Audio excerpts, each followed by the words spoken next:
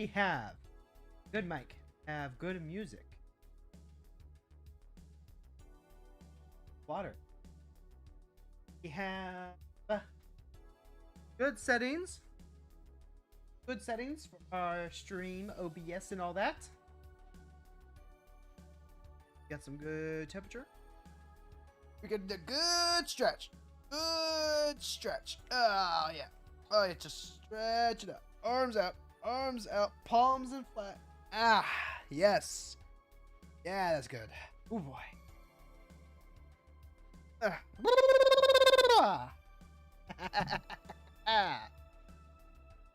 See, could use a little bit of chapstick.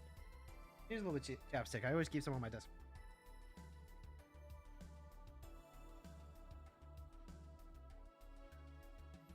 Alright, let's do this. Hey there, heroes! My name is Hero Girl. Friendly local neighborhood hero tuber and professional. And this is February 18th. Welcome to the Daily Grind. That time of the day where we come on and we grind our dailies. You know, it's all in there. All there in the title. Sometimes we get biddies. Except from our buddy Lucky. Thank you, buddy. Thanks, man. Starting the day off good with some biddies. Nothing helps improve my mood than getting just a little bit of support from my friends. You know, sometimes things get rough. Sometimes I have like a day or whatever, some headache. As soon as I stream, as soon as I get a chance to just talk to people, hang out, all the streamers feel better. But I do wish I could do just a wee bit more for my friends, for you all. For some of you, you're content to just like hang out. I provide you with a personality. I provide you with entertainment to hang out. But for some of my friends, you know, I need to be more than a friend. I need to be someone who can help funnel resources. So I am dropping my friends link.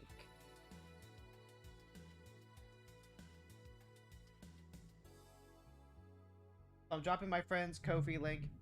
Please consider helping her out. She's been struggling ever since ChatGPT fucking got, you know, replaced her. Fucking. Been struggling to keep her lights on. So every so often, we gotta do a little bit of crowdfunding to get whatever you can. Whatever you can. Even if it's $1, even if it's like 50 cents or anything. Like pocket change. Even pocket change helps out. Like every little bit. You gotta squeeze those pennies. Gotta squeeze those pennies. If I had the monies, I would be dropping them. I would be dropping them instantly. As it is, I have like enough to cover my own expenses, and that's kind of about it. So someday, when I am a famous author, when I am like raking in the cash, being a video personality, being an SAS, being an entertainer, whatever, when I have like actual income, I can afford to help support my friends. Helping me help them. It's a great big circle of helping. That's really all I really. I can't afford to have lofty goals like trying to save the world, trying to do amazing charity organizations or anything like that. And what I really want to do, just help out the folks that I care about.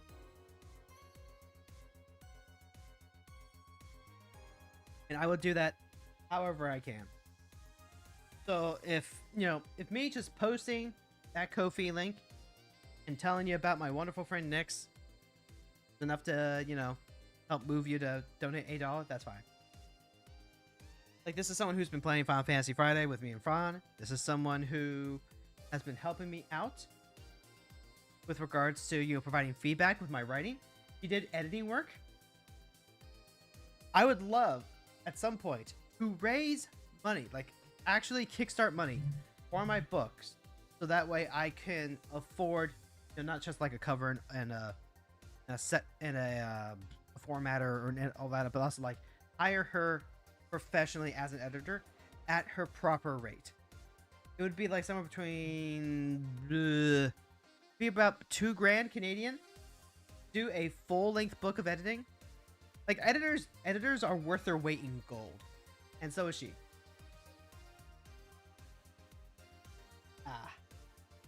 Well, she'll also be helping me record some playthrough for Final Fantasy Dawn Trail for that review that I've been wanting to work on. And I'll be talking about her a little bit more as we go through the stream.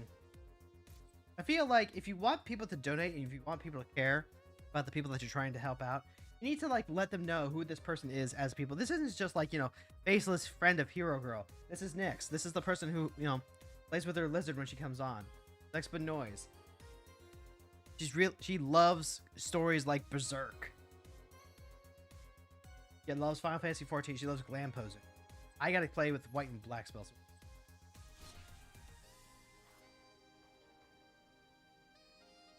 I also played like some Zikir. But it's been a hot second since we've actually played with...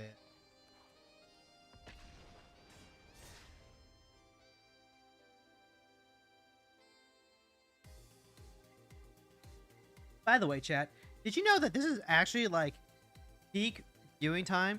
This is where like a ton of people are streaming Magic. Yeah, I am just one of the people streaming it. But when we switch over to Final Fantasy 14, there's actually kind of a lull in who is streaming Final Fantasy 14.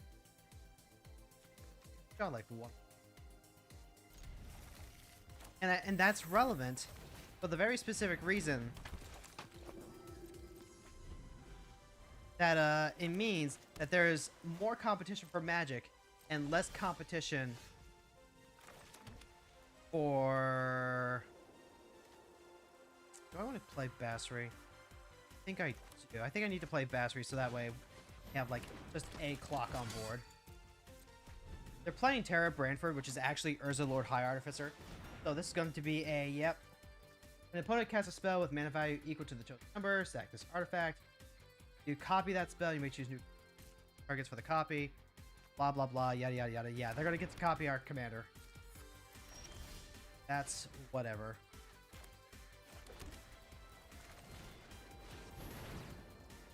Oh, right. I should have attacked. I should have done that before playing Brasserie. I missed 2 points of damage. Whoops. Congratulations, you have Vanat. She's not going to do a whole lot of good for you until you play your commander.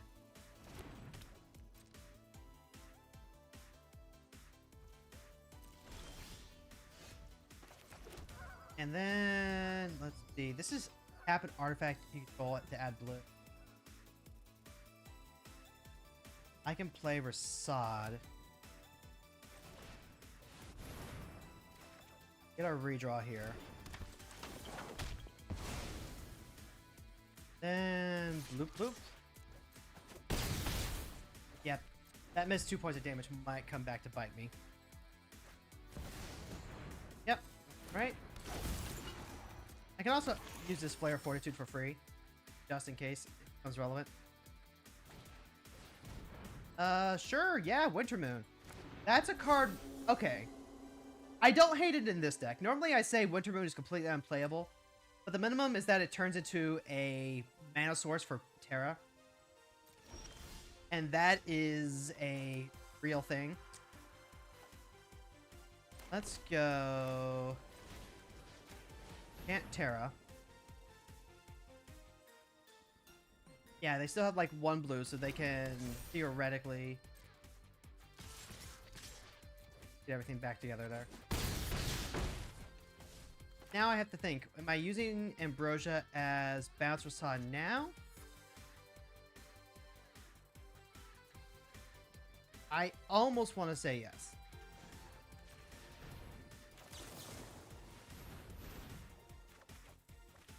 See, that's a pro medallion.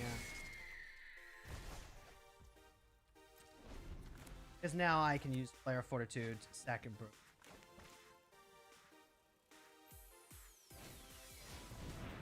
Pay to sack another artifact. Search your library for an artifact. And value +1. Well, they don't have a way to get into Paradox Engine. Okay, they're going to convert their Winter Moon. Why didn't they tap their Winter Moon for mana then? Can't attack or block. Loses all abilities, right.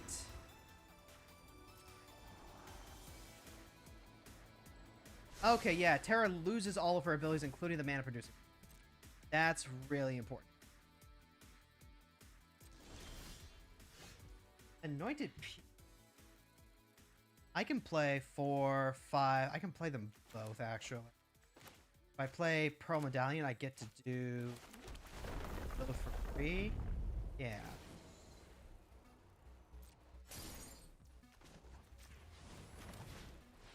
Alright, here's Pearl Medallion. Here's Rasad. Doing this before we draw, just in case.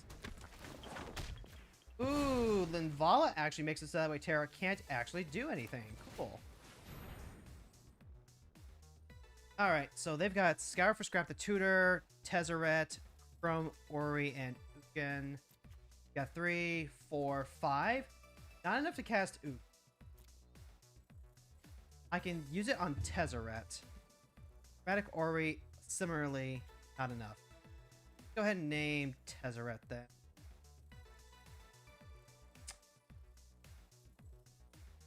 Yeah.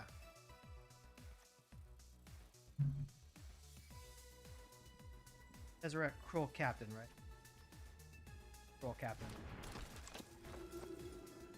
And then, like, they just don't have anything. I'm gonna not attack with the other room, just in case it ends up being relevant.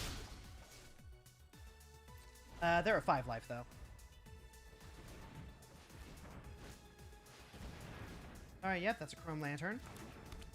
They still have this repurposing bag.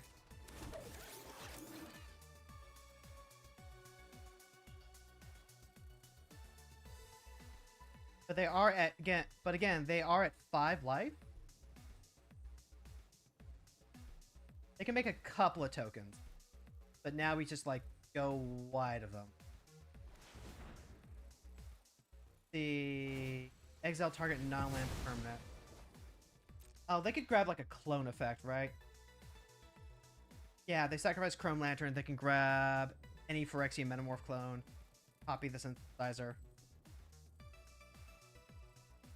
They could... Yeah, I guess they could copy Rasad. They could copy Anointed Peacekeeper to keep Banat from transforming. No, they're just going to go and make another token. I think I just go wide. I think it's correct to just... If I draw another land off the top, I do not draw another land off the top. Doesn't matter. Opponent is... what would it look like? It would look like attack, attack, attack, attack. They block White Heart, and they would block Heidelin and Peacekeeper. And this is still lethal on... Yeah. And then on my... And then actually, afterwards, I can play Tashar, cast Linvala, get back whatever they exile. Just in case. Yeah, they would have been at 3 with the extra, the 2 points that I missed. Next, then I could have even, like, Mother Rune. So, could have played that just a little bit tighter, but we got there.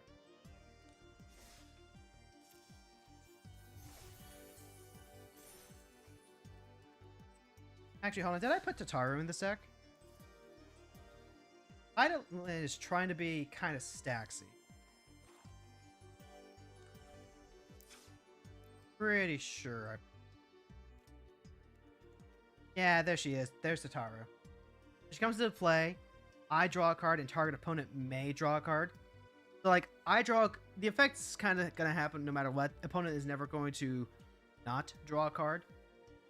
But then I get the tap treasure from Tataru.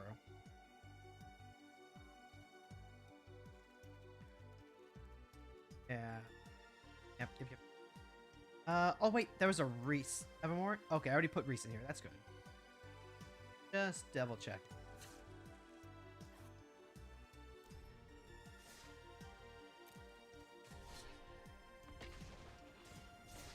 Nix and I are gonna we're gonna replay Dawn Trail. I'm gonna play New Game Plus. She's gonna play New Game Plus. We're gonna go through Dawn Trail. It's gonna be fun. She wants to do it because she wants to rework the lore in her character. I'm gonna do it in part because I'm going to be gathering B-roll for the Dawn Trail essay that I'm writing? I already wrote it, but I need to go back and I need to revise it because now I just have so much. This is pretty good. Shadow Sphere to start. We're up against Miro Shield of Argive. This could be just like go wide token soldiers. It could also be just like it could also be sacks. Arcane Signet. Exile target non-token artifact, creature, or enchantment. I'm going to go ahead and exile the Shadow Spear while I have the chance. I could use it to hit Miro, but Miro's going to have a lot more stuff that gets replaced. Alright, so no Mana Tithe. That's pretty good. Next turn I can go... Alright, yep, that's Muriel. He's out there. If I play Valkmir, I'm feeling pretty good about it, right? Yeah. Now the question becomes... If I kept playing this Cavern of Souls on, maybe it's...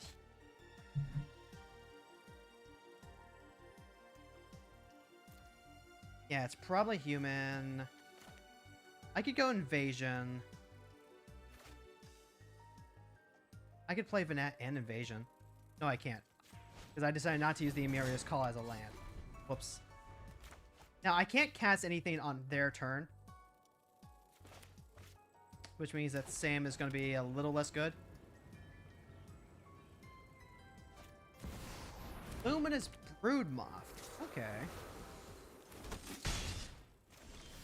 Alright, we have some stuff and some things that we can work on. We always need to play... Yeah, we always need to play that. Here's Invasion. Captain Eberhard is a problem. Vanguard is a problem with Audric. Take the Audric, I guess? Yeah, take the Audric.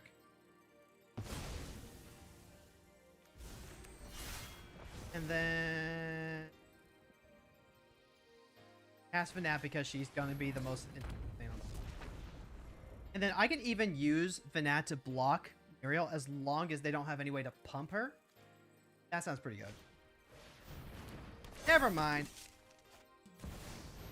Okay, Valiant Veteran. Yep, so they're definitely going with some sort of Kindred theme deck. I don't want to block Muriel. I can't block the Moth. This is going to be really heckin' dicey here. Zac is cool. I can't hit Arcane Signet. I could try to hit Arcane Signet.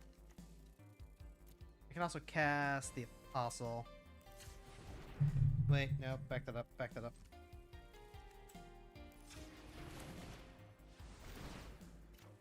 Alright. So that's a land. Play the land. I can maybe do something on the next turn.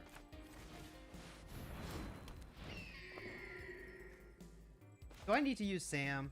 I think I want to hold up Zac. Because then I can cast Sam on my next turn. Never mind. I should have blown up the Arcane Signet because the top deck land is just way too good. Disgusting. Wait, really? No, that's not disgusting. Like, that is literally the most fair creature deck that I have played against all week. Oh my god, I am warped. I am so warped right now. No, that was actually just, we got by a really fair creature deck.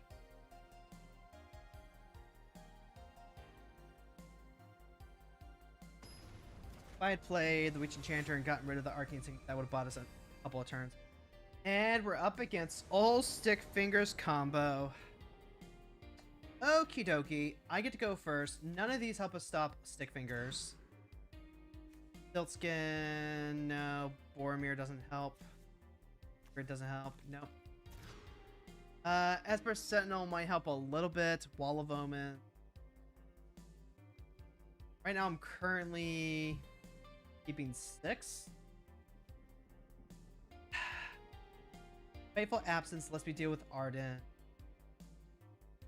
I'll keep this, put back probably the Voice of Victory.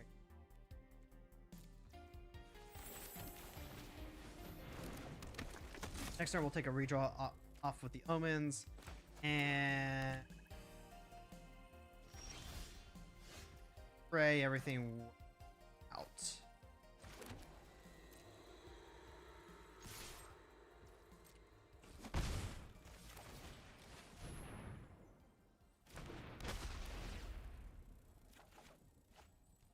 Let's see, Kabir takedown. That works eventually. Phyrexian Tower, so they can't cast Old Stick Fingers just yet. Yep, they're gonna go ahead, make it so I can't get free draws. That's fine. The alternative is that they were actually holding, and they might have reanimate. God damn it, I didn't even think about that. Okay, bailed out. Bailed out. Yep, that sure is a pile of removal.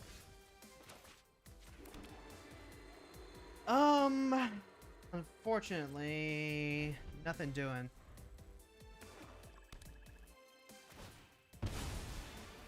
Yep, long by just kind of does it.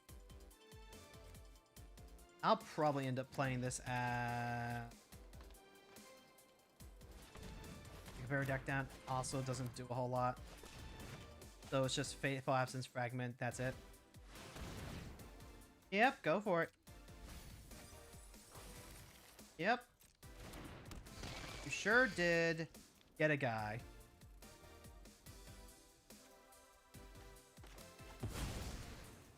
Yep, and they're gonna go for it right now.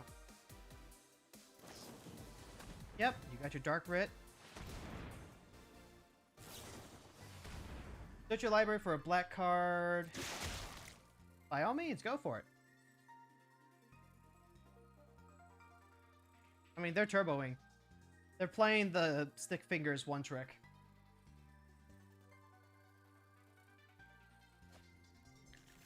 Check for traps. Target opponent reveals their hand. You choose a non-land card.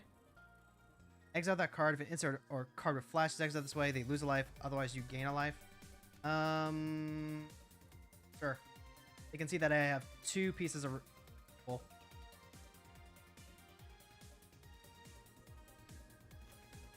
Arden just says to give combat of your turn. So they got rid of the exile. 4 mana.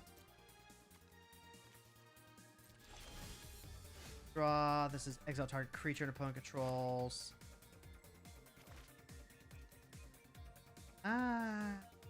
Yeah.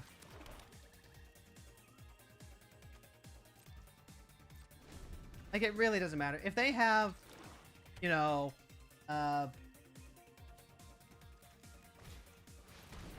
Wishclaw Talisman. Yep.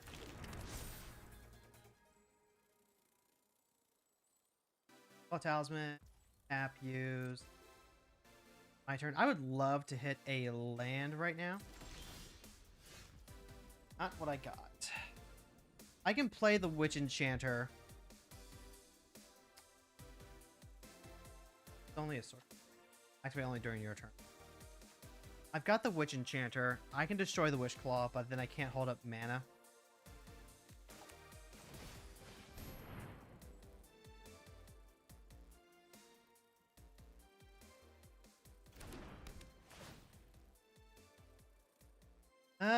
Yep.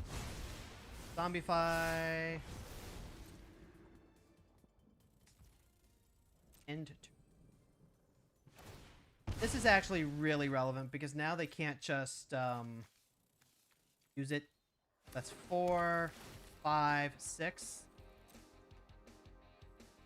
So they have to be able to use the Wishclaw, grab a protection spell, and then be able to... Okay. Well, they still can't use the Wishclaw and cast Zombify in the same turn. So, like, you know, there's that. Yeah. Sure did cast for 0. That'll let him Phyrexian Tower next turn, yeah.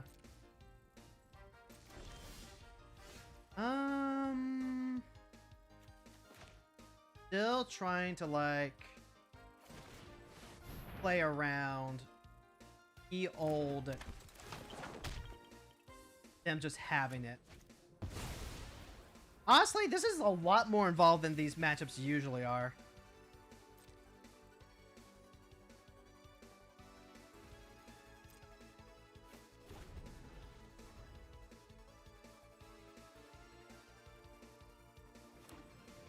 Yep, they get to hit another land. So now they have 4, 5, 6, 7, 8. Yep, they're going for it. They are going for it. What is board on this? Board is sack 2 permanents. Yeah, it's just sack 2 permanents. In combat your turn, exile up to one creature from a graveyard. Yeah, they get my Fateful Absence now. 1, 2, 3, 4, 5, 6. Yep. Hope they misclick.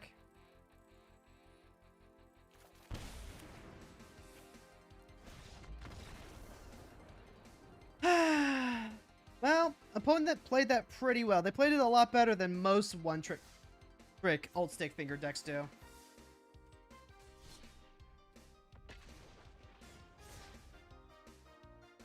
But that is such a fragile deck. If we manage to hit any of our Graveyard Hate... Do we have Graveyard Hate? Chance to draw a land. I can get the Witch Enchanter back out. What is our Graveyard Hate? What do we have? Oh, I remember what I keep forgetting to put in Squall.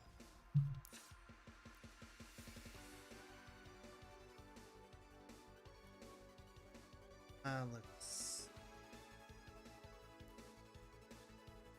Yeah, there we go.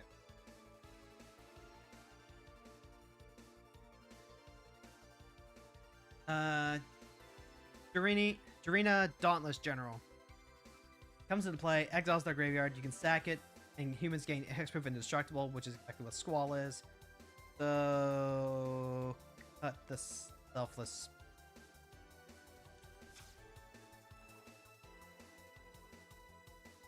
Then... what do we have?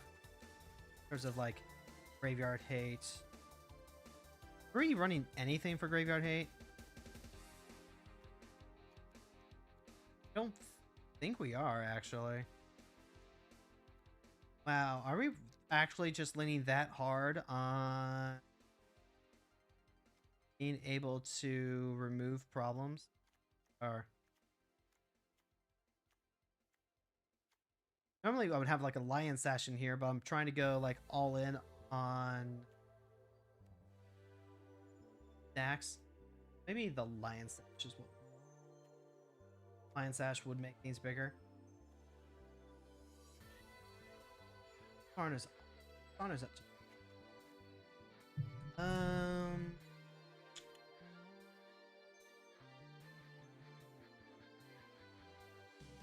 just to double check and make sure I'm not missing anything. Agatha's Soul Cauldron. Probably not.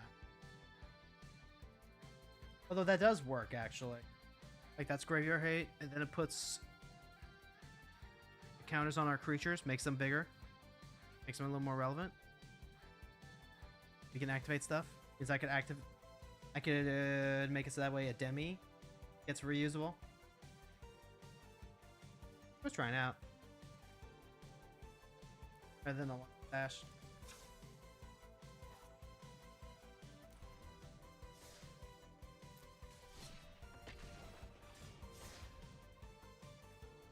And it is also legendary, so it redraws off of an So, worst case scenario, it's a redraw. I don't mind that.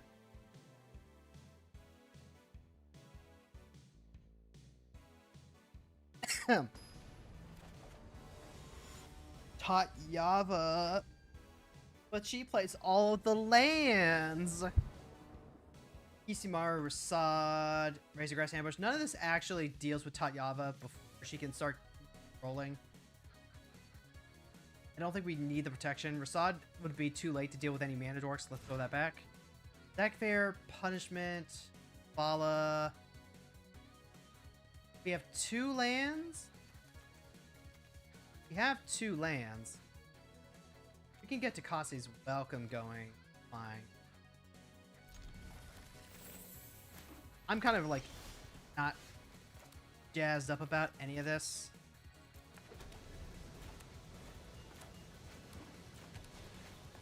Yep. Just go absolutely ham. Definitely. Absolutely. That question. Fateful Absence. They can't play Tatyava the next turn. How much do I want to try and hold one of these guys up? Cantrip with that later.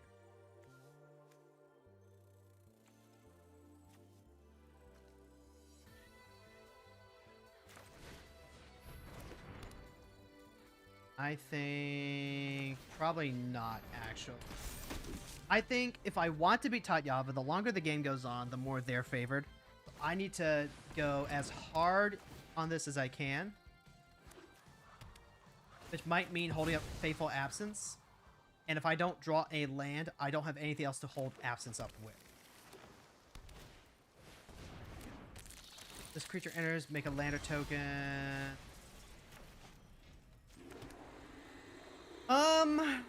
This is where things just get stupid awkward, because now they can just, like, what? Keep playing. I hate this. Because now I'm telegraphing removal. They can play Tatyava. They get priority to play a land. It's going to come to play untapped because of Spelunking.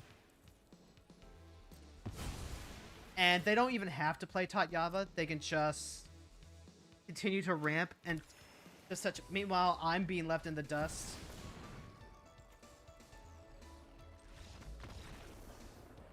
Like, yeah, there's just I think I needed to mulligan one more time.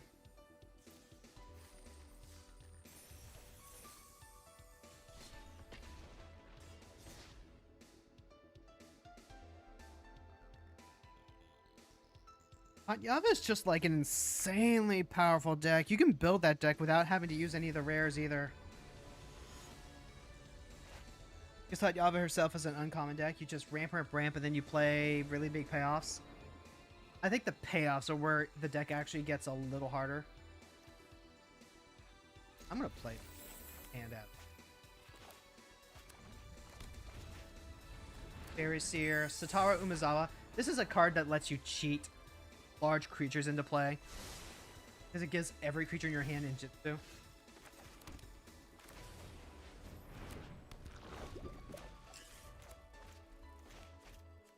Elite Spellbinder is going to be my primary defense here, because they're going to need to take a turn off to play Uzawa. I would love to be able to use this to get rid of the Fairy Seer, but now they have 2 of those.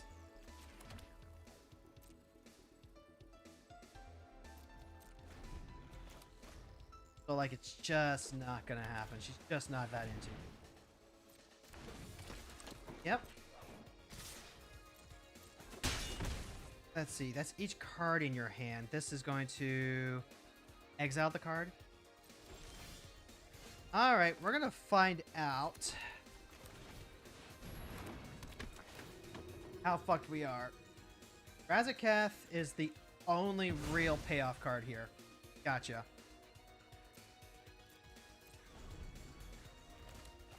Alright. So now we just need to, like, get them before they get any other payoff. So I'm going to be sweating literally everything. Oh, I could have blocked the fairy. Nah, I think... Alright. Alright. Jinkataxius counters the first instant sorcery or ability. I don't ever beat that. Like, they top deck a hit. Nothing you can do about that.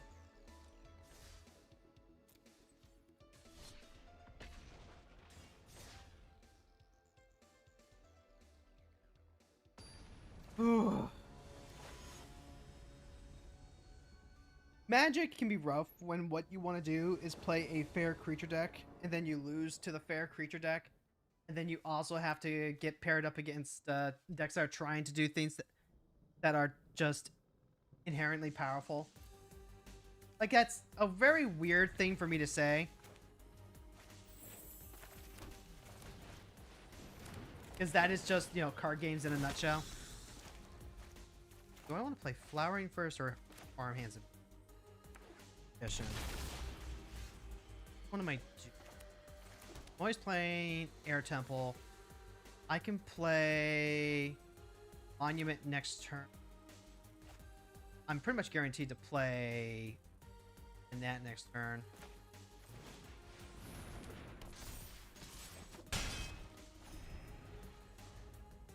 Maybe.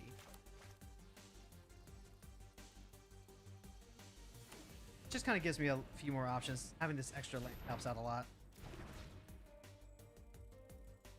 Like, if they decide to go blue land, I don't play Vanat into that. I do.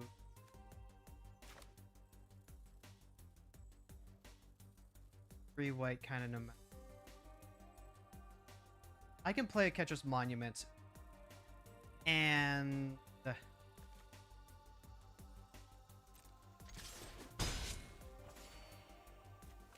think I'll play the land. I can play the Monument.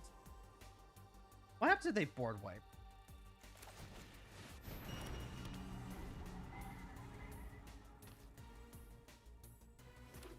Okay, now I have a little bit more wiggle room in terms of just like doing extra stuff.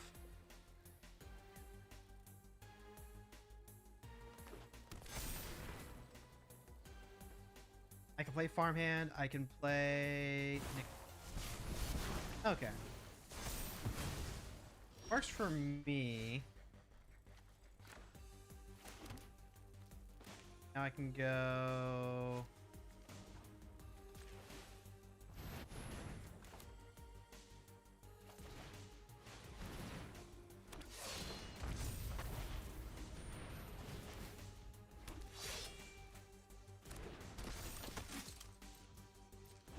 Okay, now we're in a good position.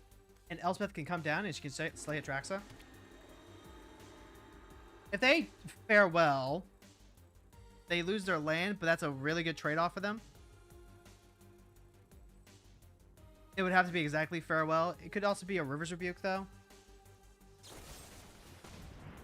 Attacks a non-token creature of their sure. I can recast Hydaelyn, no problem.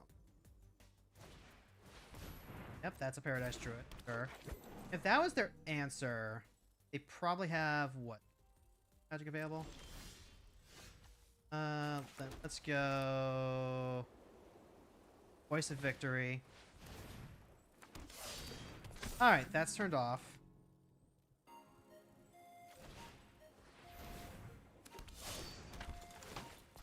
Grab basic plant. Always grab. Yeah. I guess I didn't need to do that. I would have had 3 mana. I don't need to attack with 4 immune. The forest can eat one of the tokens. That's fine. They still take 2.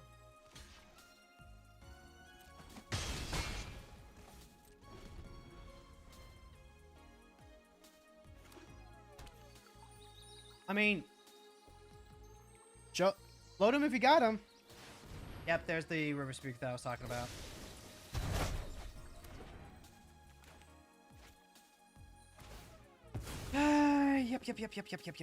Yep. That's fine. Hashtag.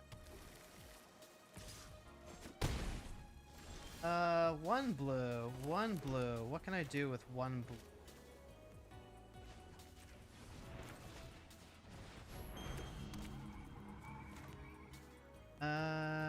There's Voice of Victory. Did I play a land already? I think I did. So then... am I playing... Legion's Landing? Screw up.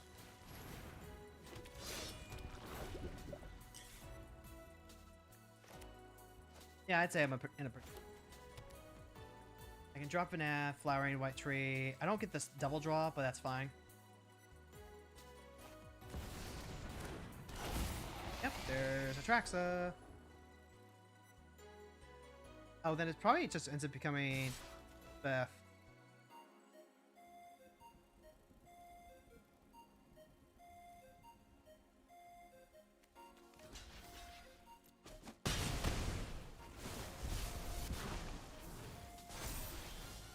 Sure, yeah, okay. Nykthos is just like gonna be free from now on, so here's Ambitious Farmhand. Go ahead, take the action, get the draw here. And then this becomes...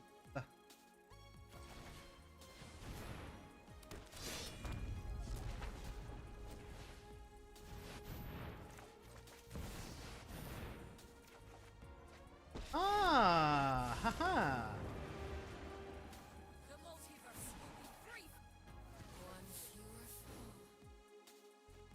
Then, yeah, go ahead and do this now.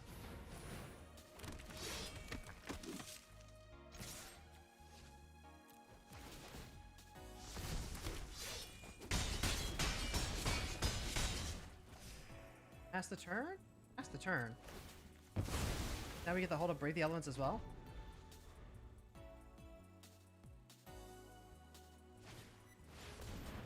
Each player controls a creature power 4 or greater, draws a card, then destroy all creatures.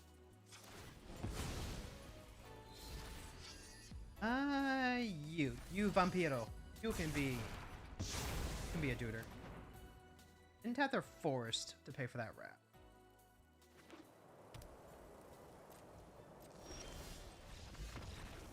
Yay! Good guys win, bad guys lose.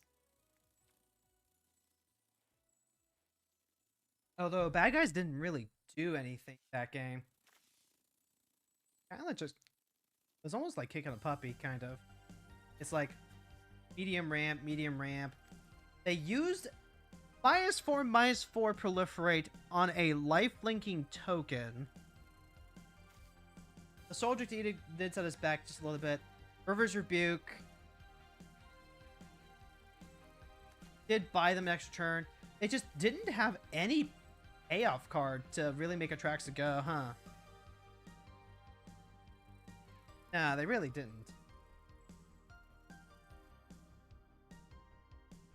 So, like...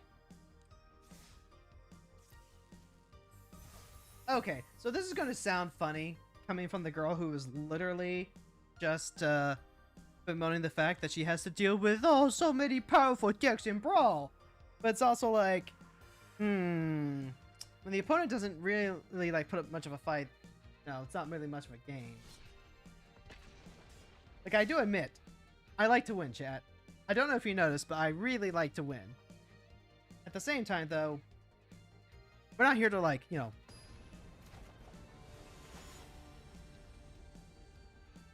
you know.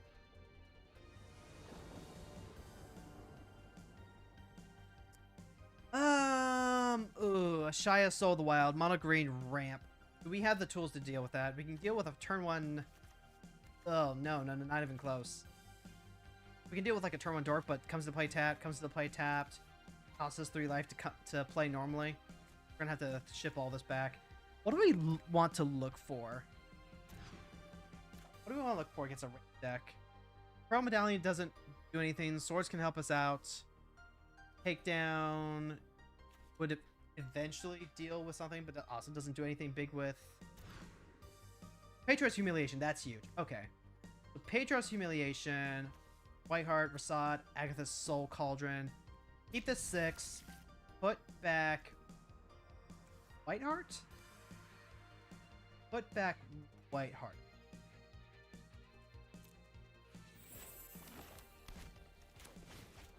Alright, so yeah, they're gonna open with Utopia Sprawl, that's fine. We drew our third land, huge. We have Humiliation to deal with any of their mana dorks. I want to use Humiliation. Next to the greatest power among creatures you can control. Let's wait until our turn, because we're not casting this Soul Cauldron right now. Like, this is just +1 mana. Which, hey, maybe that's what they want.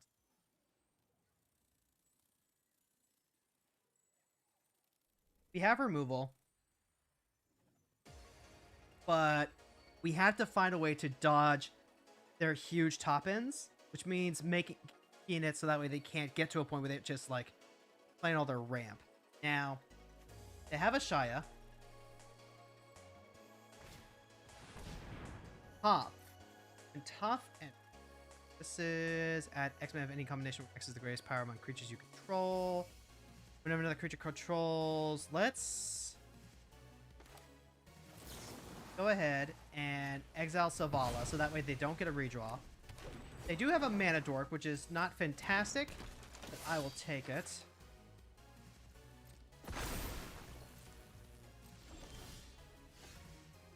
This is good.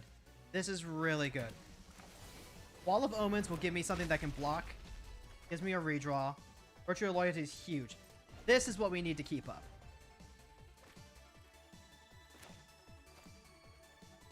Now, Toss power is equal to the number of 1/1 counters on lands you control. It'll get big. Then where Elves is basically just swapping out, basically just downgrading Selvala. Okay. Let's see if we can Greenheart and Nantucko. Make a bunch of elves. How do I feel about that? That's not our humiliation target, though. It goes, like, damn near infinite with Ashaya, so not ideal.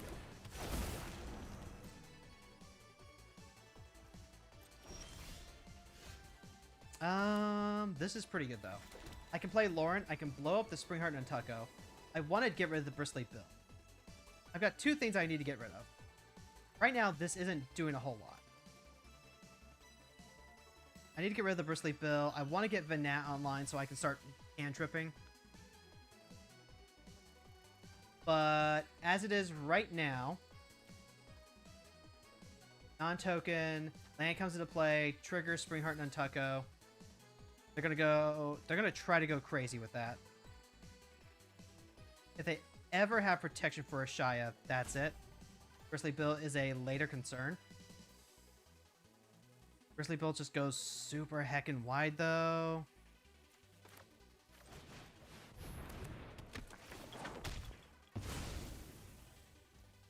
Okay. If I did this correctly,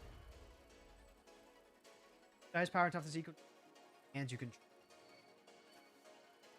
We're gonna see exactly what if this works the way I want it. Yep. Get token. Oh, they're going with Vorinclex. That's 5 mana.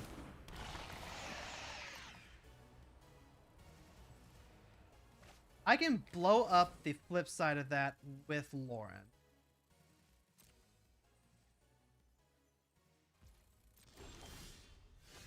I would like to blow that up. Can't really afford not do what the deck wants.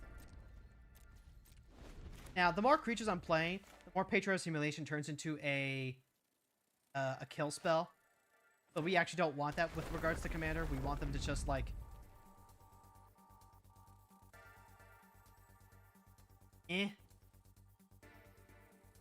I'm playing a very delicate dance right now. 2, 3, 4, 5, 6. Vivian! Alright, Vivian's a problem because she will let them literally just tutor a creature.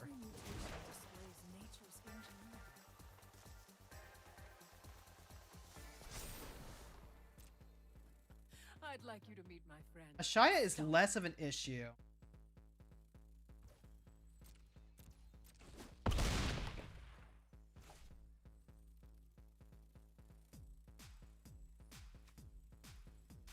That's right, because they can just grab Ashaya, grab Pock, and then that means they just like go infinite and break the game. I hate that they could do that. I think they need to modify Pock, because the fact that it just breaks with Ashaya is so awful. Literally just like forces a tie. It's the O-ring. So if I do that, okay. I still have Patriarch's Humiliation here. I can Agatha's, but I'm gonna need like slow things down. Esper Sentinel doesn't do a whole lot. More creature though.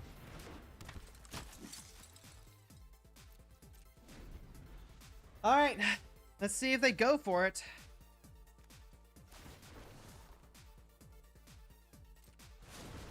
Yep, so they can go ahead. If they go and grab Pock, shame on my opponent. They're just forcing a draw for no... Oh, it's Scoot Swarm. That is going to make a token, and then the token comes into play, and that's going to make a token. Can I deal with Scootaloo right now?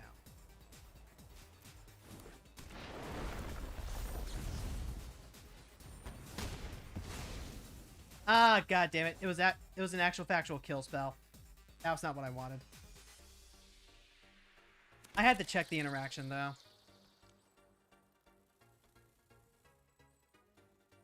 Yeah, I had to check the interaction. Otherwise I could have just like gotten the Scoot. The Sigh. I think at this point that means that we go ahead and we just play Redang, so that way we don't get dink doinked.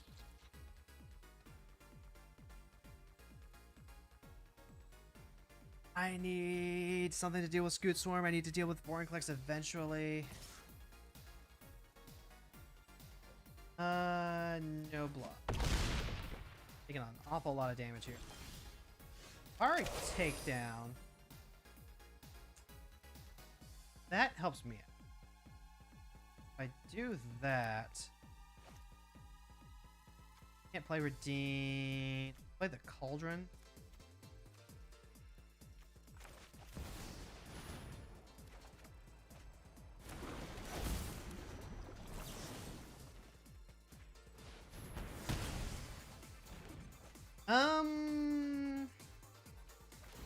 Just eat it out of the graveyard now. Go ahead and put a counter on the Imperial.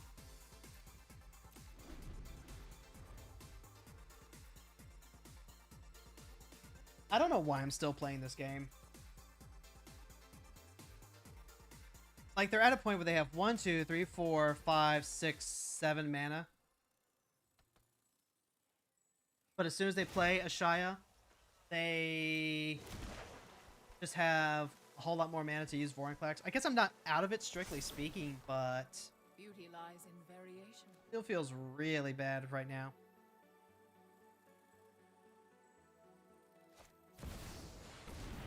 Arn Silac.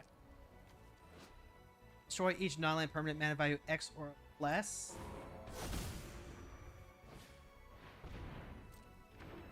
So, okay, if I top deck like a Nykthos, I can exile that.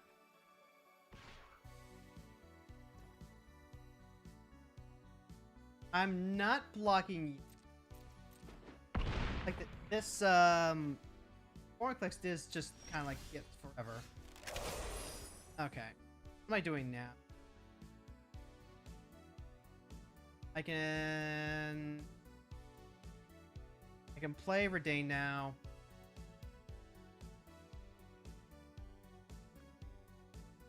Destroy each non-land permanent. Wait, destroy? Okay. So Vorinclex is still here.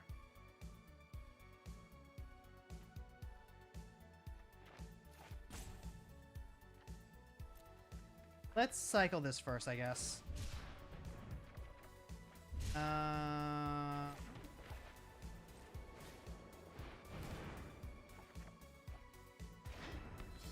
Yeah, we kind of just did not do anything that game. So the opponent got to do... pretty much got the one wild.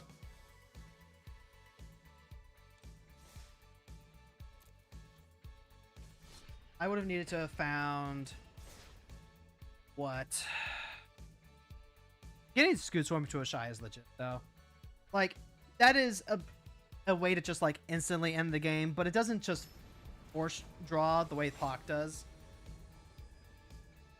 Like, a Shy at Pock is just, like, it is legitimately a broken interaction because it bugs the hell out of the game. It's an infinite loop that has no function other than to just be an infinite. That's some sort of third piece. Opponent gets to go first. They're playing Jadar. Catches Monument's huge for us. That of Rebirth. Whenever another creature is put into your a graveyard from the battlefield, put an oil counter, remove pay 3, remove 4, return target creature from your graveyard to the battlefield.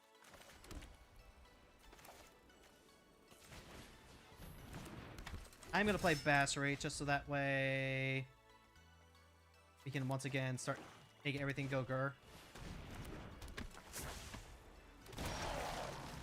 And I am also just like never blocking. Well, I guess I could always exert.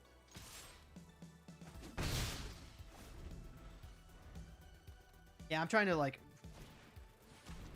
Oh, they have played Rusalka. Okay. Yeah, maybe I did want to leave Bassery back then.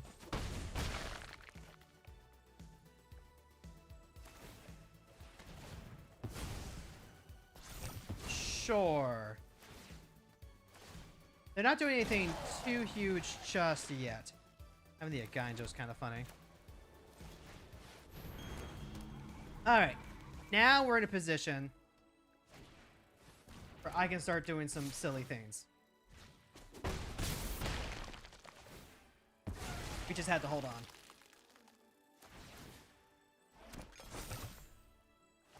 Alright, miss land drop. Great for us.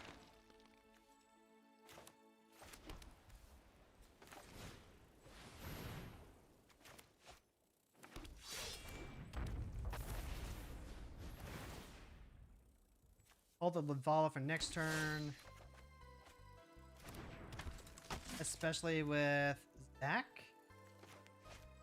I can play Zach. I can also hold this.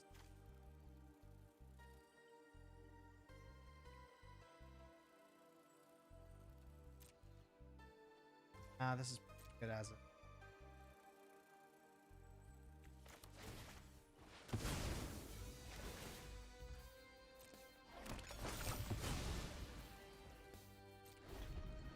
Yeah, this is pay 3 for... Hold on, weren't the... Oh, this is sack a creature. Okay. Huh. Sack a creature. I can sack Boromir. Because this is actually going to be really important. And now... Aganjo is still active.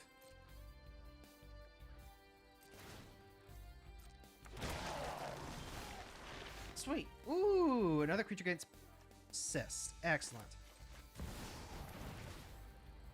Now they had to activate their play for Zalka before then Vala hits them.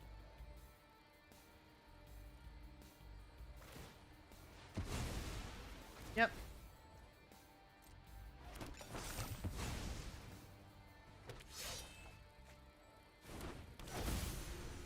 Aru. Okay. They want to hold up Reese. I can play Zach. Go combat, attack.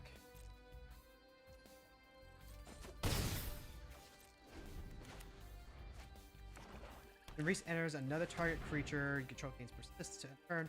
Remove any number of counters from target creature control, activate only as a sorcery.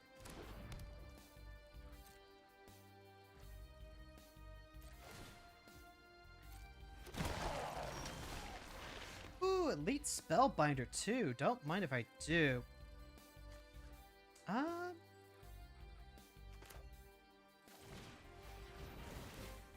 I'm gonna draw a card kind of no matter.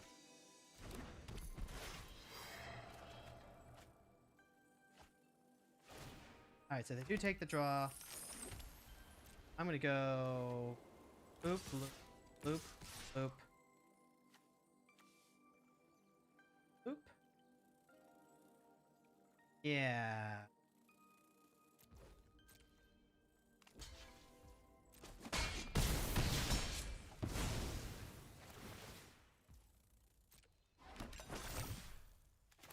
Alright, let's take a look at their hand. Morbid Opportunities is pretty good. I hate them potentially having Yawgmoth. Funeral Home, Funeral Room be really bad. Noble, they're kind of a little far away from being able to cast up a card. Yawgmoth I don't have to worry about because Lynthball is out though. Opportunities would draw them a card, but the card room means that we just like get them. But I think it's Funeral Room. Yeah. We have a pretty firm stranglehold on them now.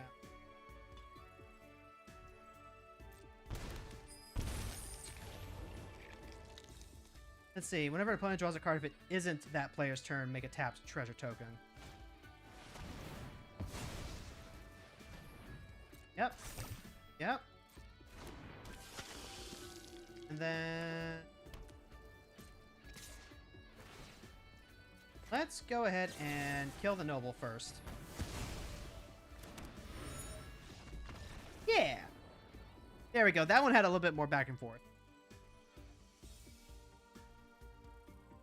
Opponent missing their land drops really early on and only having Jadar plus the Rusalka makes things a little dicey. And then Laval just like completely shuts down their ability to do more or less anything. Whenever an opponent draws a card, if it isn't that player's turn. I gotta remember that. Because I was initially thinking, oh, right, when they, use Black Market Connections and draw a card, Zatara is going to make it so that way we draw off that too, but no. It's only when they draw on the mind. Which means that drawing off of, say, a Morbid Opportunist actually gets a little better for us. Makes tap treasures. He makes tap treasures. So there's even like a scenario where we get to draw land and then transform Vanan. Get to exile Black Market. Scavenge found maybe. Okay. Oh, did that get me my mastery pass? Yeah. Yay! We'll go ahead and we'll crack this pack before we switch on over to Final Fantasy XIV. Which is a critically acclaimed MMORPG, or so I hear. Temple Garden. I want to... How many of the Shock Lands do I have? Do I have my full playsets yet?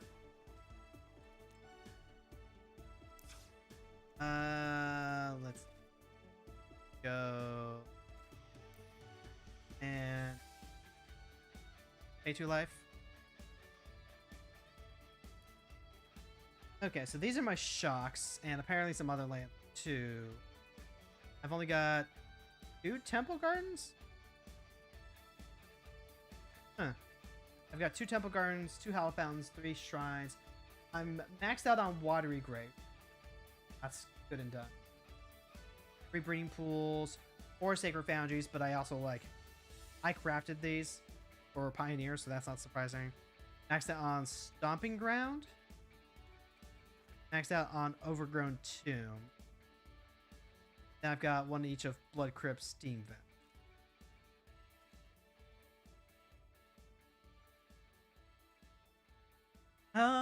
Edge of Eternities is going to be in standard for a little while long. And then the other 5 are... Yeah. Lorwyn Eclipse. So it's really just more of a when... I didn't make sure that 2.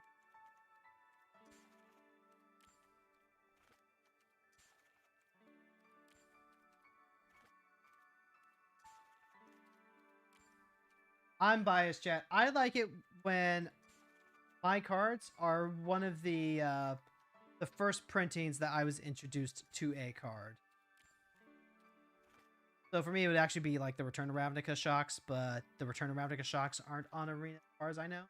Or if they are special art that I don't have access to. So we'll just... Alright, let's go play Final Fantasy 14.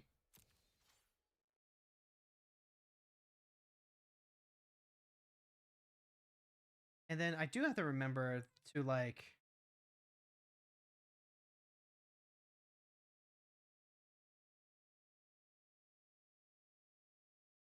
I have to remember to...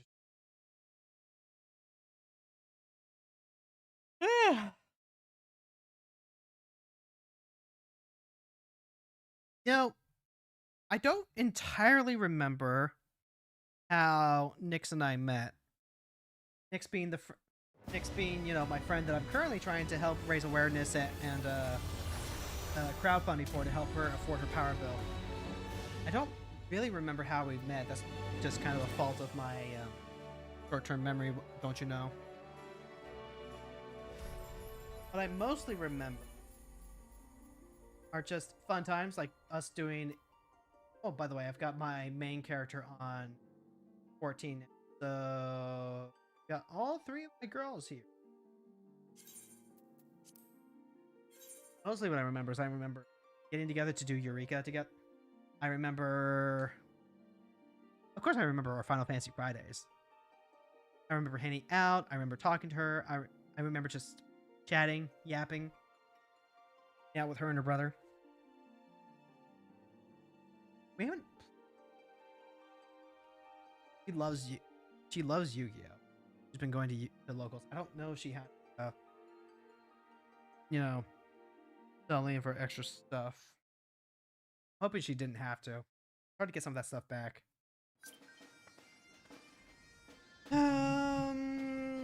Let's see. Fran, thank you so much for the shrimp check. I was getting a little shrimpy. Oof. Oh, hello. What do we got there? Check out the glams. What we got? This caster, black mage, caster. Oh, these are Void Moon Boot Strike. Okay, just fairly standard black. Hydrate the shrimps? No, you want to dehydrate the shrimps. They have so much water in them. Like, oh my god. If you actually try and cook some of those shrimps from frozen, they have so much water in them. So much. I need to check some stuff real quick. I need to check. Where is... Okay, my Reaper's already at 71. That's good. That's where I want it for Shadowbringers. And then... I need to clear one more thing off of last week's Wondrous Tales. So that's probably worth... one retry point. Actually, no. Let's retry Shiva, because then I can go ahead and get some materials for Shiva.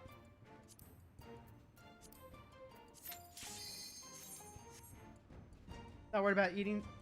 Not worried about them eating. Worried about them living. Ron, why are you trying to eat live shrimp? That's actually okay. So like, there's an interesting school of thought here, right? From what I understand, when it comes to buying shrimp, you don't actually want to buy fresh shrimp at your local grocery store. Like, it's one thing if you're buying them from like an actual factual fishmonger that's getting them in from the sea fresh, but fresh shrimp at the grocery store is actually just like frozen shrimp that's been thawed out most of the time. And that's crazy. Like, cause like then that's not fresh shrimp. That's just from frozen. It's like that one guy from Kitchen Nightmares. You know, it's frozen fresh. So you actually do want to get frozen shrimp to have the, quote, freshest shrimp. Read that again. You're thinking food. I'm thinking aquarium. See, I know you're thinking about aquarium. But that is a tidbit that I needed to share. That is a thing that I needed to talk about. Because that was just something that had not occurred to me. And made me feel a lot better about buying my shrimp frozen. And what am I going to do for, like... I want to find a way to incorporate Shiva into the but...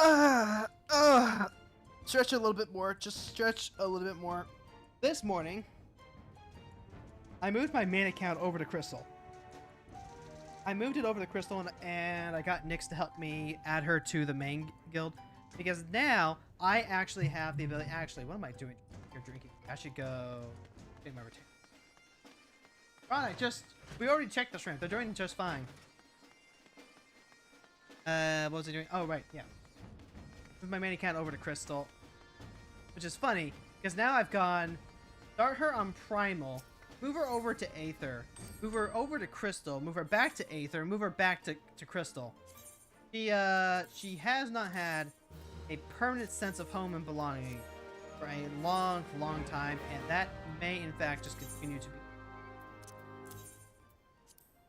That goes for, like, city.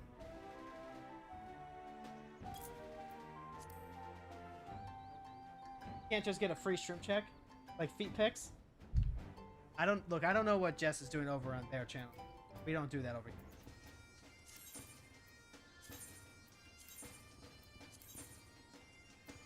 I have to use it. So, yeah, I got my main character over on my main account. Specifically, that way, one, I feel more connected to her. I've been having this issue where, because she's all the way over on another data center, I have just not been able to connect her with Thamora at all.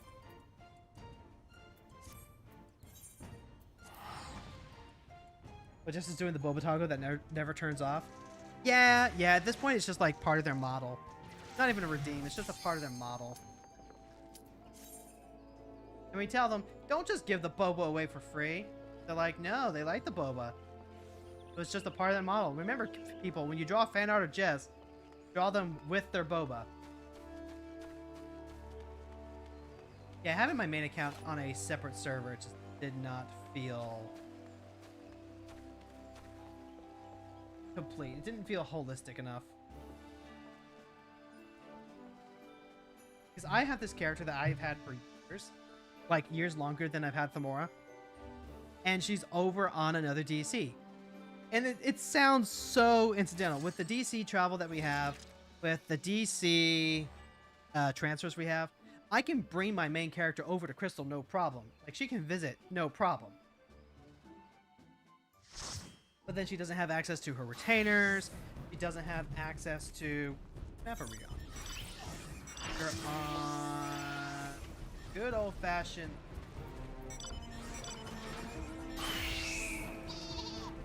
And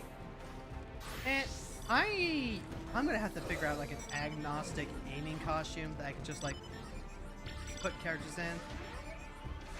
This is killing me. This is killing me. We finally have glamour plates unlocked, but because it's all on the same gear set, it just can't win. Just can't win.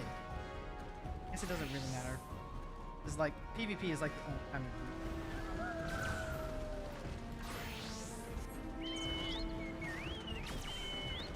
Quote, I mean, my lizard that doesn't exist is on a different DC.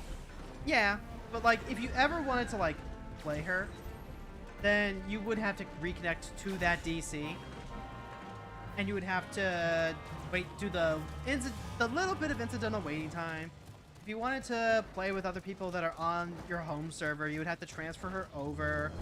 You wouldn't have access to any of her retainers. You couldn't access the mail system. You can't trade stuff with like your other accounts and stuff like that.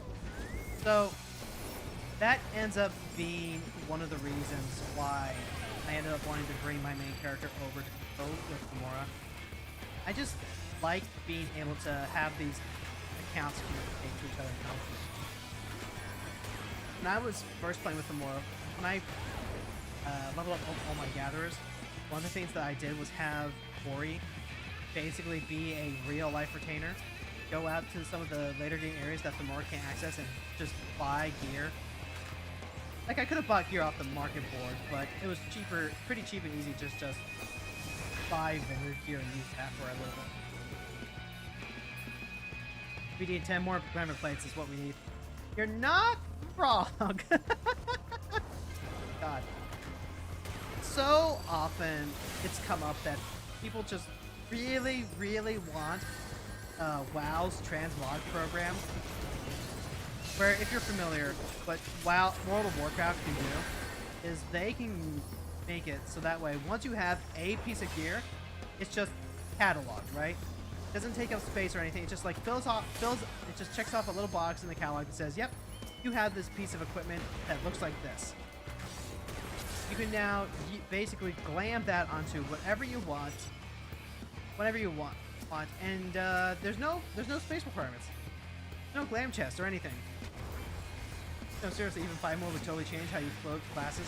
That's funny because like we have what, 18, 20 right now.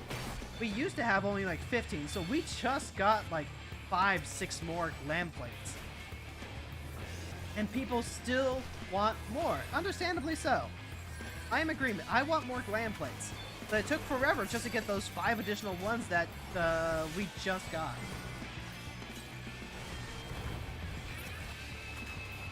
Yes, either transmog or all job quest gear artifacts should go in the armor. Yeah, you're right. You're right.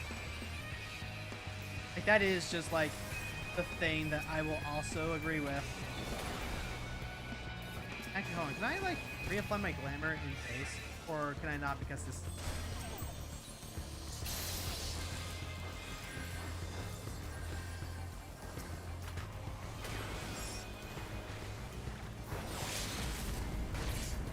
Delete it. Ah, the glamour situation is crazy. I've only got like 2 glams for Hiroko. Like, I haven't really done dress-up doll with her the way that I have with Gamora. But Hiroko is also just like not really a dress-up character. It's so weird, right? With Gamora, I like dressing her up. I like taking a look at all the different outfits that she could be wearing, spending a lot of time with that.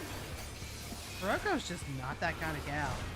And I'm sure part of it is, you know, just the psychology, autistic feeling side of it, where it's like, no, this is literally just how the character plays. Like, this is how this character would feel and act about clothing and stuff like that. But I think it's also because Hiroko is just a harder character to find clothes for, because her style is so specific and unique amongst the characters that I have.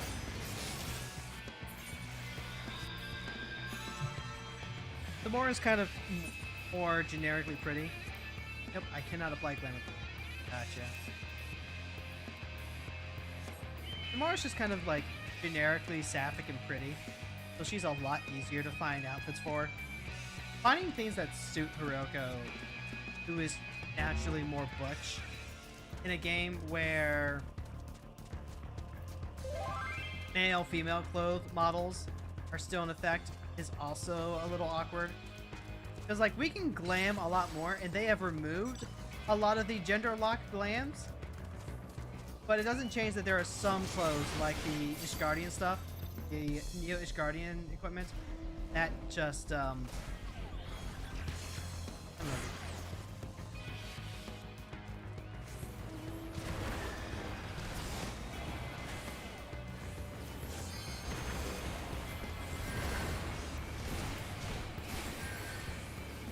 Oh, they chased me all the way over there for nothing, assholes.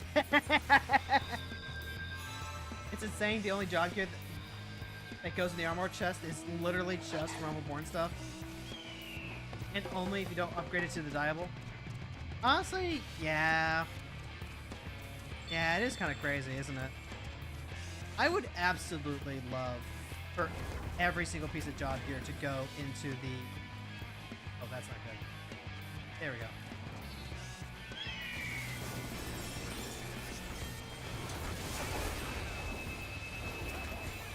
I would love for every piece of job gear to be able to go into the armor. It feels like it should, but then it doesn't. Like, the armor currently lets you put in everything that is purchasable from the Mog Station. It lets you put in holiday and special event glams. And that's it. Like, that's not nothing, but it could be more. In fact, upgrading it to Diable means you can't put it back honestly feels like a punishment. I wouldn't go that far. Like, saying that it feels like a punishment feels a little harsh to me. For a game that is notoriously run on spaghetti code. I don't like it. It's inconvenient, but I wouldn't go that far. Ooh, baby. I got rocked between a sandwich and a hard place. Oh, that's so... I noticed the stuttering. I keep the stuttering. But it's stuttering on my model more than anything else. And VTube Studio just does not like my multi-stream. Let me rephrase it then. It feels disencourage you from upgrading to the diable. Honestly, I feel like being able to dye the job gear is a bigger incentive than being able to store it in the envelope. Like, if you're asking my opinion, and like I am the streamer, so like why wouldn't you be? I think being able to dye it would be an acceptable trade-off for not being able to store it. Now, obviously, again, I don't like that we can't store it, but dyeing very good. Want to agree, but you're also at a full glamour chest. Ron, have you considered just like being pickier about what you put in the glam chest? Like, we just finished Heaven's Ward. How are you going to get through 3 more expansions with a full glam chest? Don't be a pack rat. Don't be a pack rat, Fron. We might not like the system, but this is the system that we currently have, and we need to optimize for this. Not a significant amount of that is level 1 gear that is designed to be glammed. I mean, like, yeah, but also, again, practice discretion. Practice discretion, Fron. You don't need to shove everything in there.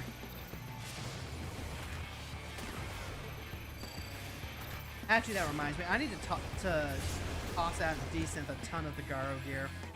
I was really surprised to find out that the Dark Knight Garo gear is the same model as the Warrior Dark Knight, or as the Warrior Garo gear. Shockingly true.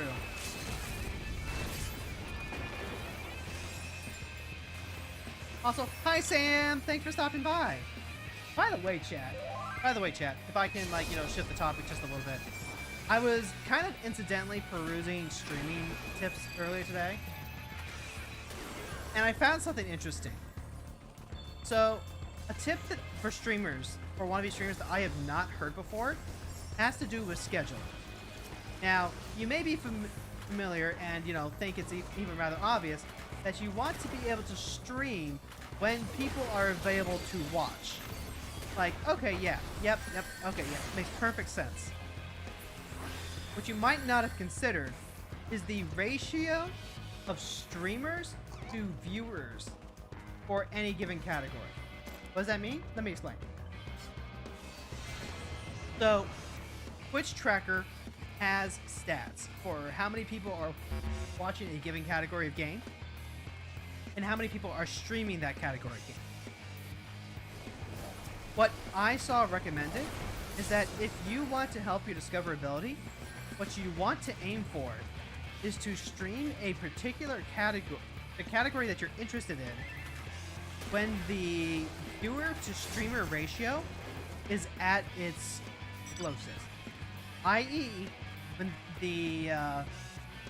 when there are so many viewers that they are more likely to see your channel amidst all of the other streamers.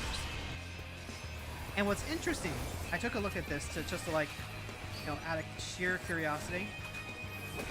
When I stream Magic, it is at a point in the day where there is an overabundance of Magic streamers, which means that my competition is significantly higher than if I was to stream at, say, 8 to noon, right?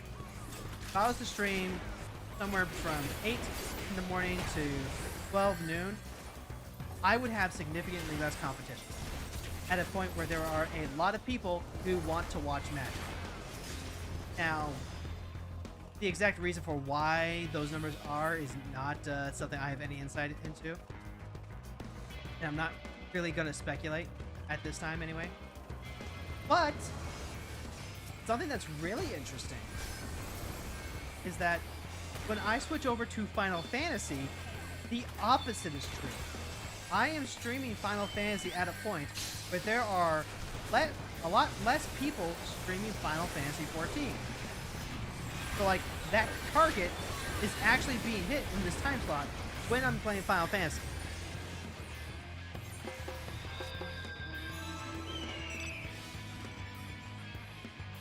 You have to stream games only you're streaming. That gives you 100% of the views for that category, like Sonic 2006.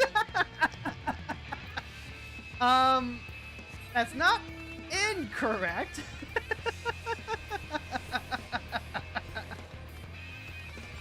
But okay, so here's the thing, right? What I have been noticing is that, son of a bitch. What I've been noticing is that my viewers do get a little bit higher in the second half of the streams. That is interesting. The fact that like the category for Final Fantasy does actually jump up a bit to from Magic is so interesting, and that is, at least to me, explaining part of why that would be, right? If I have people that are wandering in during the second half of the stream because they're looking for Final Fantasy, they're looking for VTubers who stream Final Fantasy, they're looking for queer folk who stream Final Fantasy, they're finding me, I'm playing Final Fantasy. It makes sense. Now, and none of that is actually going to change how I'm streaming or when I'm streaming, or even what I'm streaming, yeah? Because I still want to play Magic, and I still want to play Final Fantasy, and I still want to stream them together so that way I'm not getting sick of playing one or the other. But what it does mean is that, one, I'm going to have a little bit of a harder time, finding an audience. I'm fine with that. I talked about a little bit about it yesterday where, the magic of being a smaller streamer, slowly building your community over time. That's perfectly fine.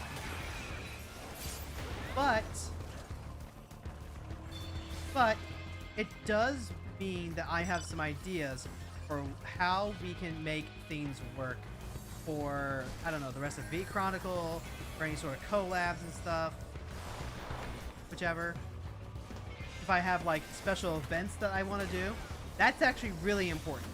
If I have a special event, like a 24-hour marathon stream, or if I want to do my annual subathon or whatever, that is good information to have. It's also got me thinking about like the titling thumbnail stuff. Like, we have the daily grind. We tell people what we do here. We're doing dailies and yapping. And like, it's exactly what it is on the 10. Nothing more, nothing less. Oh my god, kill him. We're so close. Get him. We're so close. We're like 5 points away. Just fucking murder, kill, main, kill, destroy. We lost by 10 points. Damn. And once again, I didn't even get top 10 for it.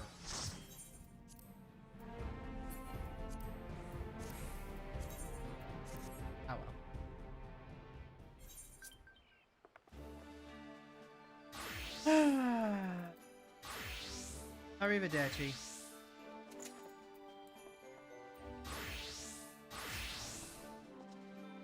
Alright, I need to go turn in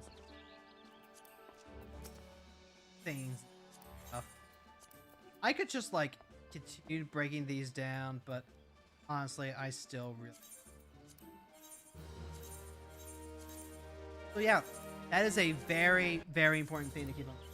It seems like there's a pretty regular cycle.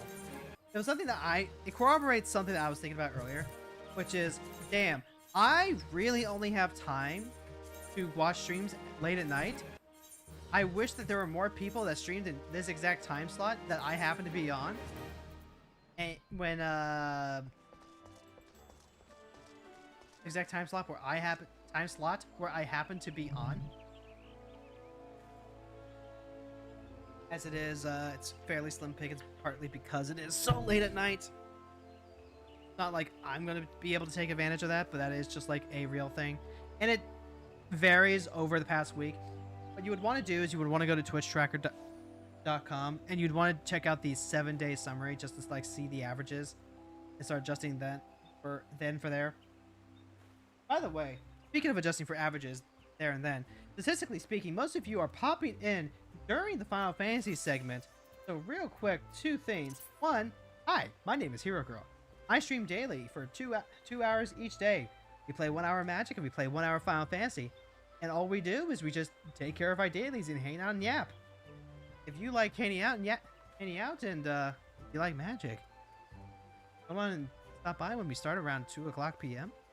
But also, like, if you have a little bit, you have a kind and caring heart. If you hate AI, consider clicking that link that I have pinned at the top to help out my friend Nyx, my good friend Nyx, my dear friend Nyx, who lost her editing job to fucking AI.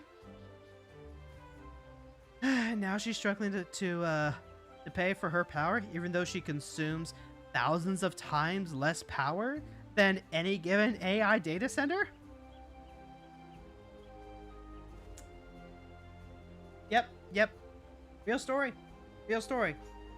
Our friend Nyx lost her editing job to ChatGPT because it is so much cheaper to run scripts through a language learning model rather than pay a human person who understands nuance to go through a script.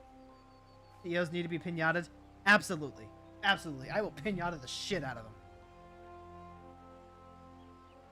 Alright, we got like 20 minutes. I can go ahead and start knocking out Wondrous Tales. We got all Bane.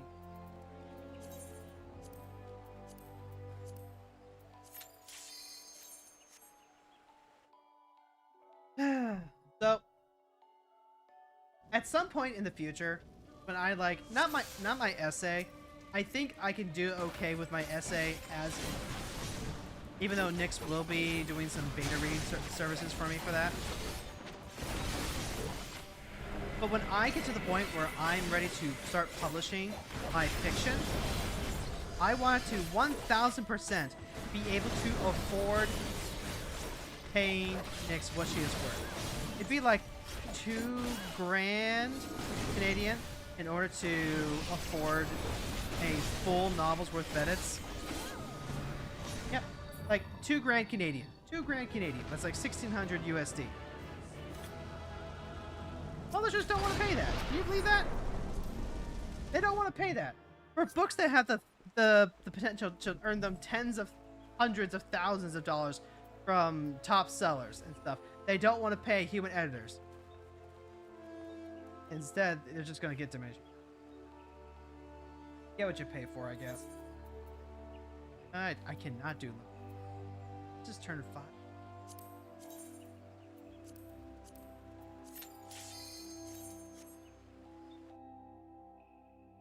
Quote, did you see how even GPT fans are angry with the company for killing 4.0? Nobody likes them? I saw that. And like, oh my god. So, from what I have heard, the reason they killed 4.0 is because 4.0 is the Nepo bot, right? It is the one that is like stupid, affirming, and is always like, no, it's okay, baby. I love you. I love you, and you are perfect, and you are so valid, no matter what you say or do. Keep breathing. And yeah, people liked the non-stop affirmation bot, and so and so they're mad, and companies have to kill that version because that was causing significant problems, chat. Significant problems. 5.0 is still nepotism. It's just programmed to push back right before it affirms everything. Yeah, it's supposed to. Supposed to.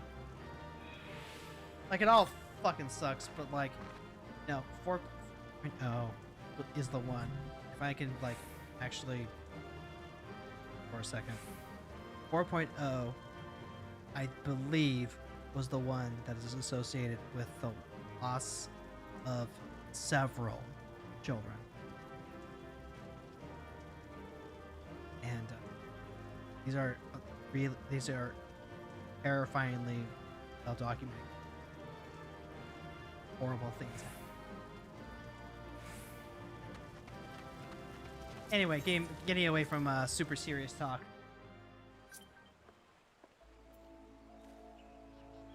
Amazing how Sam Altman is the devil, but Sam Altwoman sounds like a really cool goth girl. True! True! Honestly, I would date a girl called Sam. What else we got? We got Moogles. Let's go pop the Moogles.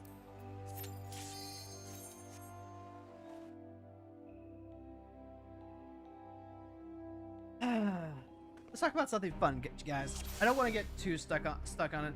I was mostly bringing it up as just like a you know, just your daily recommended dose of, you know, fuck AI. Don't let them turn our states and farms into data centers. Fucking murder AI.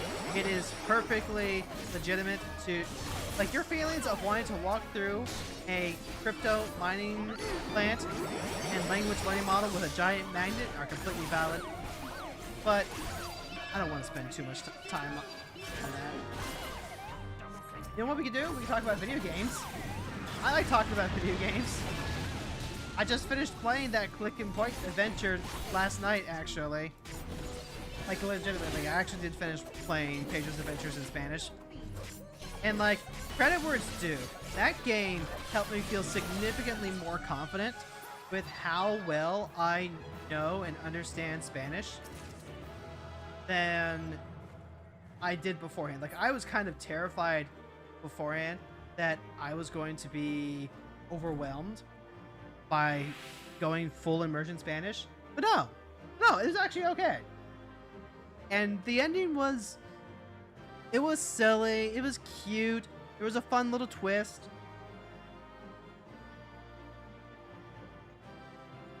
But overall, just like, you know, all the issues I was talking about earlier this week still stand.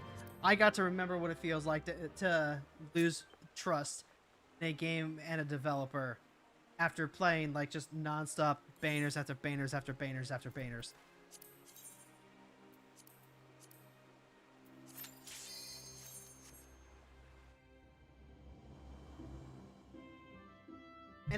And part of why actually moving Hiroko to Crystal was actually because I was thinking about what I wanted to do next in terms of just gaming. I've got a week and a half left in February. Technically speaking, I am scheduled to play one more shorter game. And I could probably swing that. But another thing that I've been thinking about was how I'm kind of ready to get to playing some more Final Fantasy 14. Like, I'm not ready to come off our break, like for Final Fantasy Friday. I love playing Final Fantasy Friday with Tron. Love you, buddy. But that is also like work and a job because we're progressing through all that story stuff.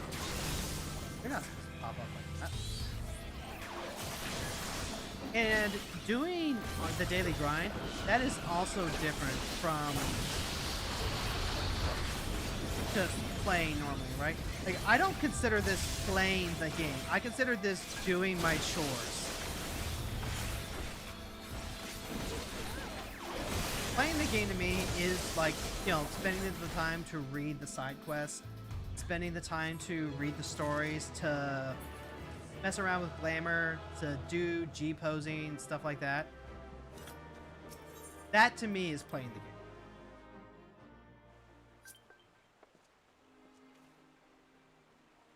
And at least in that regard, I am ready to start playing again. But I also need just enough shift.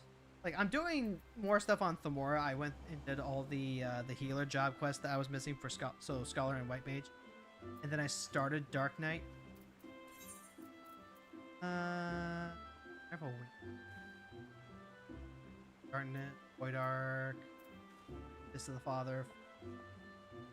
I could do those if I keep it on healer, right? I can knock.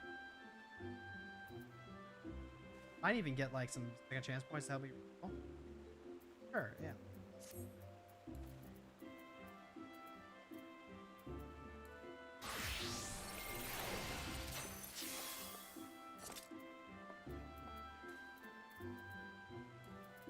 Let me just.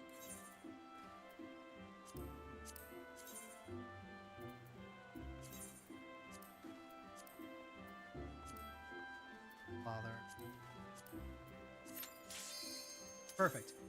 Love healer privilege. Part of why I decided that I'm moving Hiroko to Crystal is because playing the end game, playing Dawn Trail and stuff, it feels like a completely different game and experience than when I play with Thamora. For better and worse.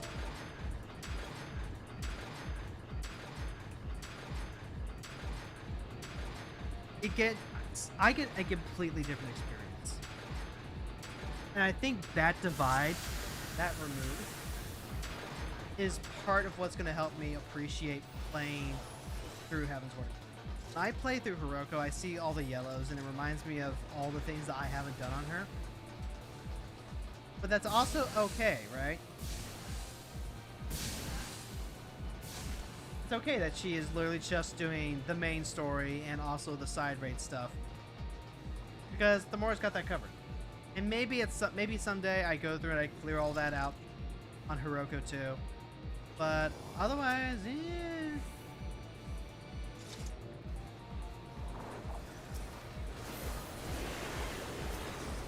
Really not an issue.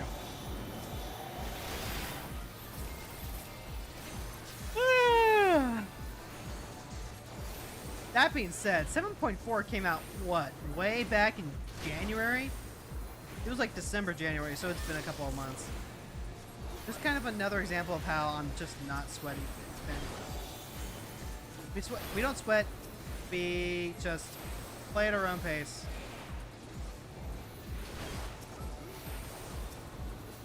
And hopefully we can turn that into a good time.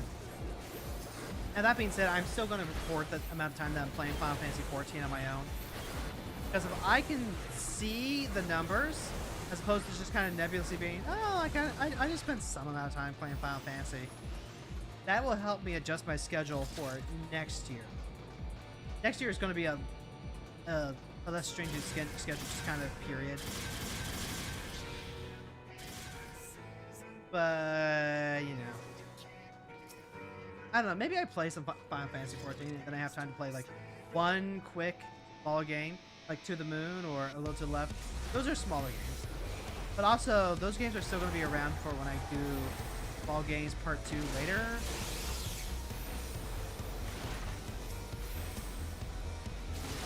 I don't know, it's all kind of variable. And what the hell? I accidentally tapped out. Next year? I don't know what I'll be doing next year. I mean, I don't know for sure what I'll be doing next year anyway. But I do know that I will be trying to play video games. Because I don't know if you noticed, but video games are pretty good.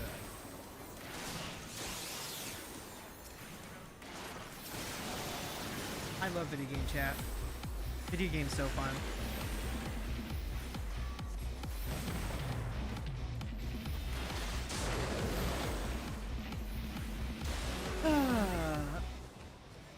Actually, chat, do you have anything that you're planning on doing this year?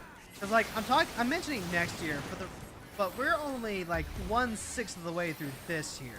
No? Like, what are you guys trying to do and work on? Don't get so stuck in the future that you forget to live in today. My goal this year is to finally get money. Money can be used to buy video games. True! It's like that meme. Aw, I wanted a peanut. $20 can buy many peanuts. Explain how. Money can be used to exchange for goods and services.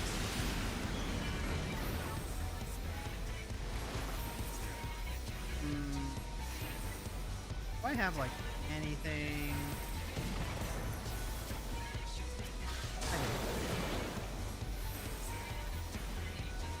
$20 is several kilograms of peanuts? Holy shit. Wait, no. Why am I surprised by that? No, of course, that makes perfect sense. Of course it does. Okay. Bump, bump. Gotta get out before you get stuck with all the clutter. So that's the rules of the playground. I didn't make it up. We even have time. We got time. Yeah, we got time. You know, I'm actually, you know what? I am starting to appreciate why some streamers have end screens. Being able to just like trail things off, let people know that it's the end of the stream while you're also raiding into the next stream. I get it now. I get it now. The question is just like, do I have to commission something for that now? Because I got my friend Junior to work on my starting soon screen, and I love my starting soon screen. But can I afford to do it again? Also, I've got 1, 3, 4, 5. This. I'll have to do. I could just like 8. Go ahead and.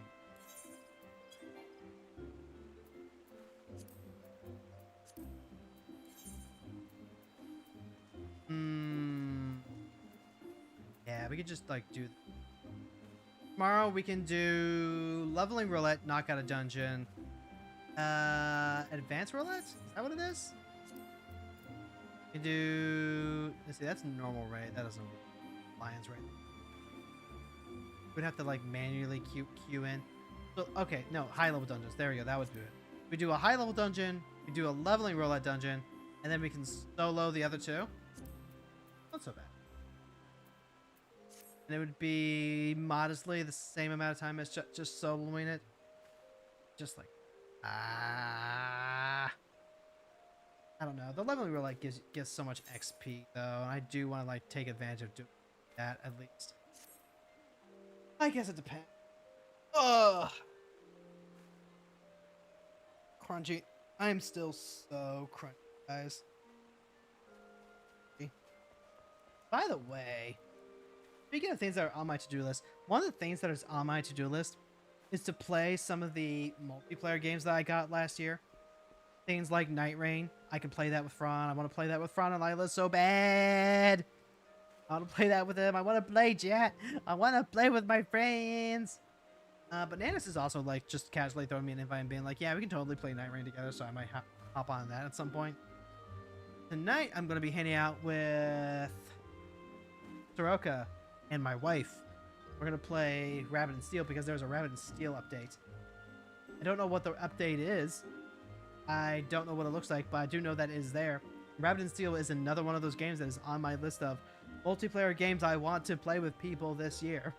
And like, get a good experience of Rabbit and Steel in.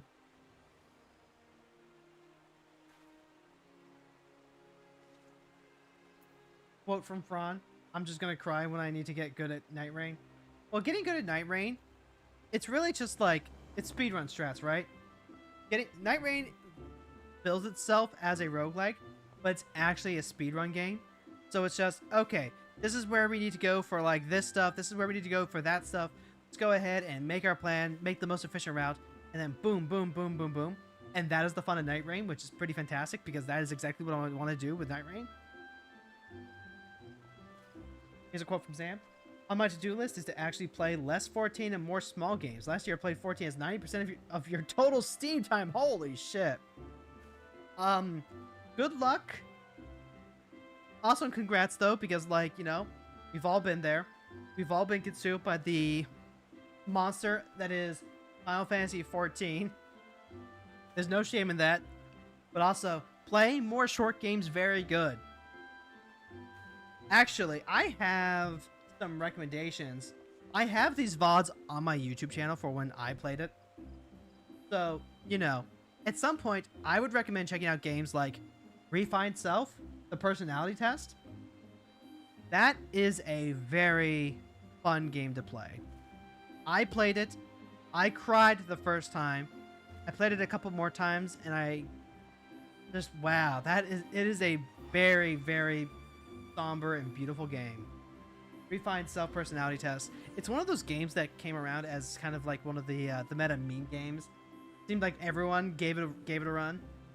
I literally have a playlist of as many VTubers as I could find who had VODs on YouTube playing Refined Personality Test. I want to check them out at some point. Gone Home is a really good one. It's the epitome of a walking simulator.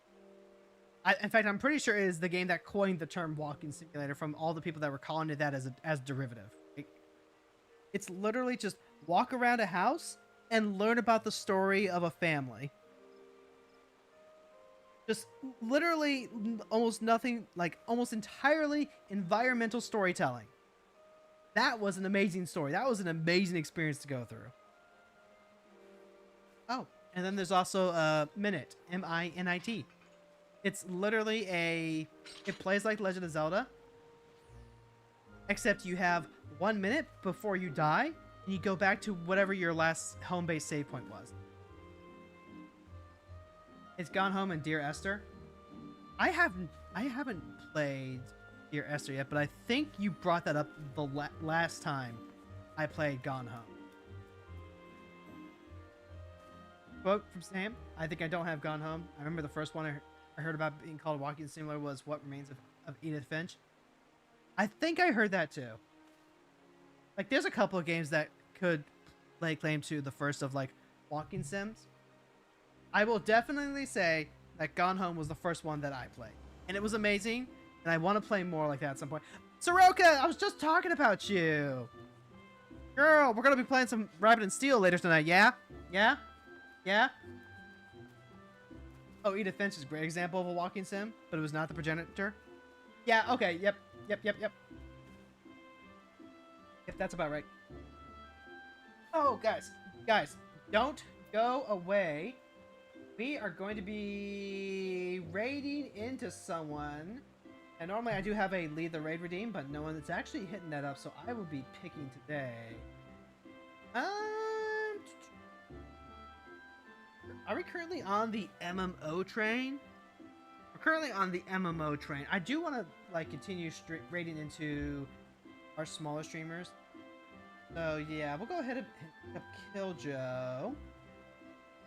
We're still on for Rabbit and Steel tonight. Excellent. All right, folks. You know the drill. We get in there. Do I need to start doing raid messages? Do I need to start doing raid messages, chat? What would I even, like... What would I even, start saying? Daily's done? Something like that? I don't know. I've just been going in with the cheer sticks. Oh, well. We're not going to worry about it too much. Folks, we're going to catch you tomorrow. Same hero time. Same hero channel. Catch you later. Bye.